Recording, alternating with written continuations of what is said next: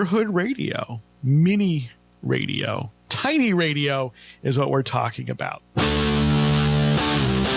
And on the line from Norwalk, Connecticut, via Skype is Bill DeFelice. He is the webmaster of hobbybroadcaster.net, and he's going to help us understand a class of broadcasting that anyone, at least in the United States, can participate in without a license.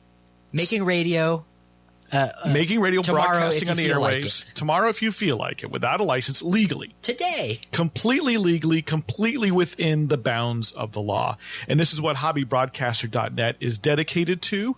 And Bill's going to tell us much more about this. So Bill, thank you for joining the show.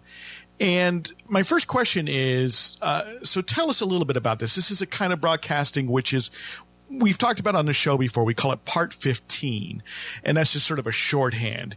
Can you briefly explain, to us what Part 15 broadcasting is? Certainly, and thanks for having me, first of all.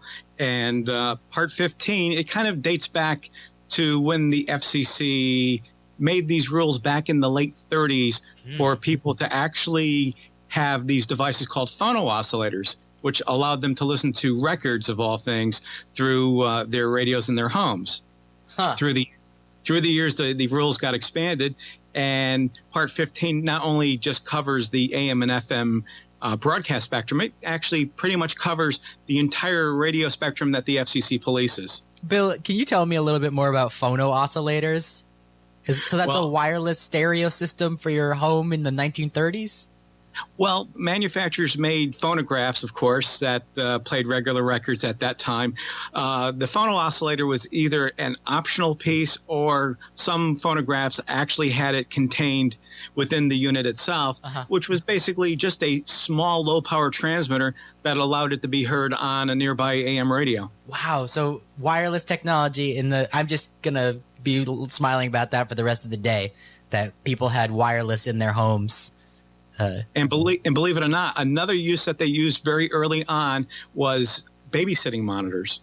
Yeah, but back in the first half of the 20th century, not the second.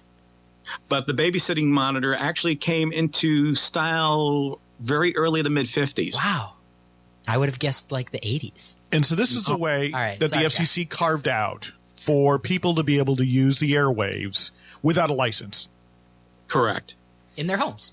In their homes. And you said that this is, on the AM band, it's on the FM band, it's elsewhere. So if this is the case, like what are the constraints on this? Because, I'm sure people are thinking, well, wait a second. At what point does it become pirate radio, in quotes, right? Does it become the kind of unlicensed broadcasting which the FCC frowns upon? How do you manage to be somebody using the airwaves legally under this Part 15 rule? Well, there are three rules that pretty much – there's a bunch of rules for Part 15, but there are three rules that come and encompass the broadcast band. There are two primarily for most people for the AM band. That would be Part 15.209, which governs your use of the airwaves by a field strength measurement.